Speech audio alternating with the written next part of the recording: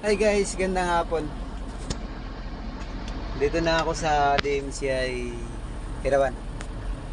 Kakapacheck ko lang ng resibo ko. Tapos yun, didiretso na ako doon sa planta.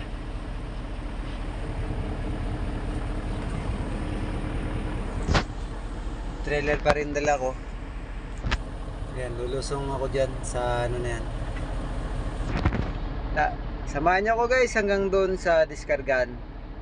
Post ko lang muna. Ayun, dito na ako guys sa diskargan. Dala ko trailer. Oras ay 5:13 ng hapon.